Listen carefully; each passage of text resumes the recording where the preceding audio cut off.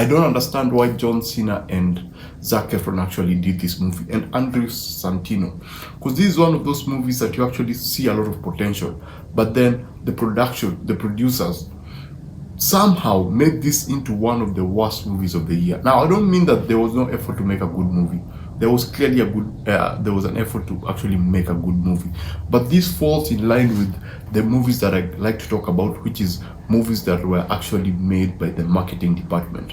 This is a checklist of a movie because everything in this movie feels like a checklist for a modern movie. Now, the premise is very simple. It's actually a very good concept. It's a very good idea. And they used one of my favorite songs in the opening credits. That's why I feel so bad that's why I feel so passionately insulted by this movie. There was just so much potential with this, but they somehow found a way to ruin it. This falls into the modern bad movies. This falls into what we don't want to see. And it's a movie that I wouldn't even recommend for you to watch on streaming because it's actually pure garbage. Let me explain. The premise is actually it's a very good premise. It's one of those concepts that you go like, wow, if you had a better director or a better comedic writer, they would have had something. So kids do something stupid during Halloween and then they decide, you know what, because we've almost destroyed this whatever, let's find someone else to blame. So they come up with a character called Ricky Stanicki. Ricky Stanicki is a fictional character, so he does not exist.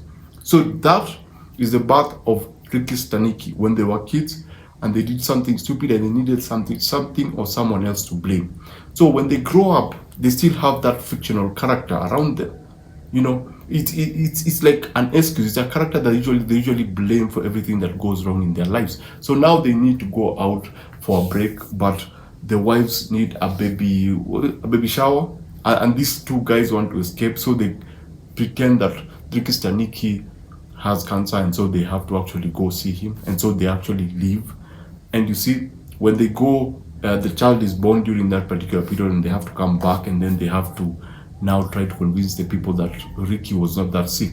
And so the lie keeps going until it gets out of hand. Now, during the break, they met the character of John Cena, who is more of a wild card. He's a freak. His life is not working out very well, and things are thick for him. And so they decide, Zac Efron's character decides, you know what? Let's get that guy that we met to pretend to be Ricky Stanicki, so that people can actually now start believing that that character actually exists, because it's a character that they've always talked about, but no one has ever seen. So John Cena now comes to that baby thing. There's a ceremony, because it's a Jewish family, so they have a certain, ceremony that happens for a baby. And so they invite John Cena's character to come in as Ricky Stanicki. And so they give him the character Bible. They tell him who Ricky Stanicki is supposed to be. They give him a proper description of who that character is supposed to be. And since John Cena is more or less an actor, he takes in that character and becomes Ricky Stanicki according to this guy's, Bible. And so when he comes, he becomes the character, and so things don't go well as they expected. He takes over the character and becomes that particular character. And so there are some people, including Zac Efron's boss, who are impressed by this new character, that they actually hire him. The boss brings in that John Cena's character because they believe that it's Ricky Stanicki, this smart guy. They bring him into the company. And so eventually the lie comes out, but then you discover through Zac Efron's wife that John Cena's character playing Ricky Stanicki actually changed his life. And so it has that really good ending. As you can tell, it's a very good idea. It's a very good concept. The idea there works. But now, when it comes to execution, that's where everything changes. Oh my goodness, the writing is so basic. The writing is so basic that anyone can understand the language. Yes, there's a lot of profanity. Yes, there are a lot of dirty jokes. Yes, there are a lot of interesting moments. But the writing is just so, so basic, so surface level, that it actually astounds you that someone actually wrote those. They're such simple, they're so basic that it feels like something that you'll see on Hallmark. It lacks depth in its writing. It lacks depth in the dialogue. It lacks depth in, the payoffs, because you'd expect them to take a story a certain way or to a certain extent, and they don't. And one of their biggest sin is that they made the black dude gay. Yes, they made the black gay friend in this particular movie. And that, for me, when I actually saw that, I went like, okay, this is going to be a really bad movie, because it happens during the end of the first act, and I knew from that moment that this movie was going to suck. Then apart from that, everything else is boring. It's a very slow. The plot moves slowly, so slowly. Everything just moves so slowly until you just get bored. You're like, come on, just let's move on to the next scene. Something interesting, please happen. You're always begging for something interesting to happen, because it feels like nothing happens in this universe. It feels that everything is boring as the characters are, because again, the only character who is making an effort to act in this movie is John Cena and Andrew Santino. Andrew Santino it feels like some of the lines he improvised, and also John Cena feels like improvised most of his lines, because John Cena is alive in this movie, because he's supposed to play this dynamic character who moves from an alcoholic and totally changes his life. He literally has a proper arc, because we have a beginning looking at him being this washed up character who's performing some really funny, some weird music in a club, which was actually one of the funniest parts. Listening to him sing those songs based on something was pretty funny, and watching him grow into this corporate person who can actually wear a suit and actually look good in it, who is sober and who's trying to change his life. You feel that he went through an arc, and he performs, he pushes himself. He is the only character in this movie who was performing, and he was the only character that was actually following. That's why I was able to finish this movie. The other one is Andrew Santino. The little time that he got on screen, it was pretty funny, because you could feel that he was improvising most of his lines, because they were some of the funniest part of the movie. Apart from that, Zac Efron's character is just this.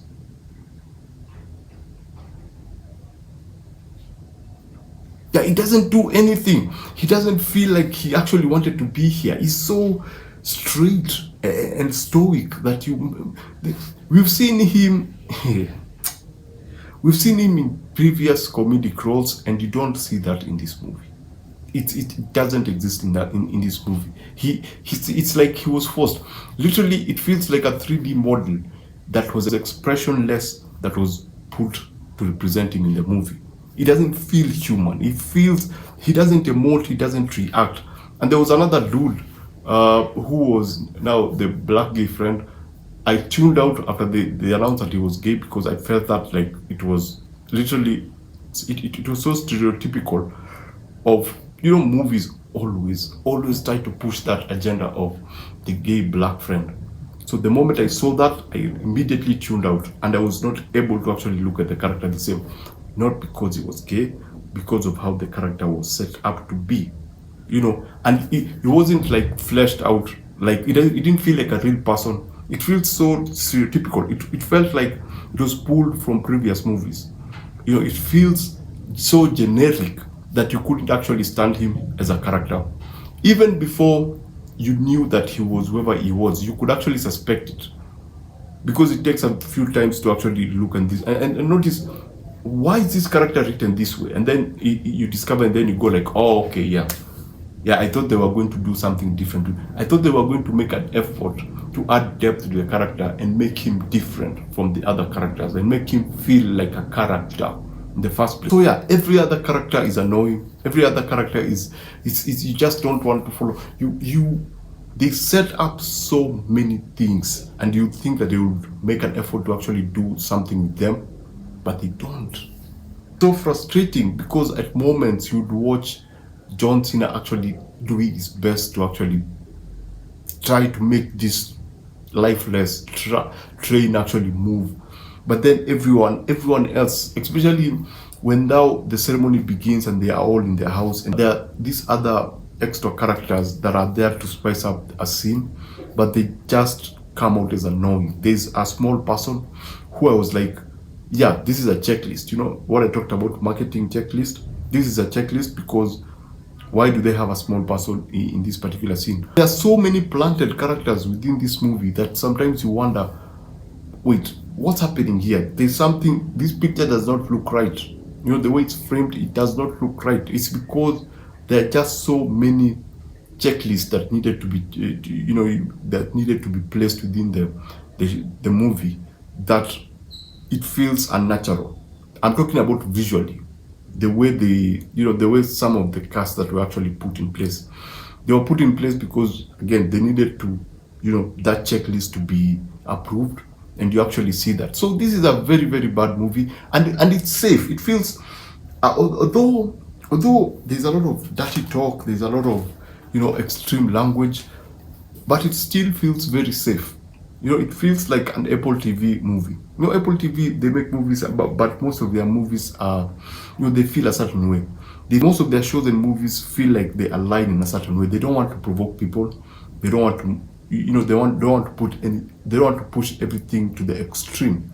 Apple TV, you wouldn't have a movie like Hangover, because you don't want to annoy people, because you don't want to annoy your consumers. You have to be on the fence. You have to be very safe with the production that you've made. And so this film feels the same way. It sometimes goes extreme with the language, but still tries to play safe with everything that they're trying to present. Still tries to sit on the fence with what they're trying to present. It's like they don't want to annoy you, they want to motivate you, they want to make you feel good about yourself. But you can actually see that it's actually fake.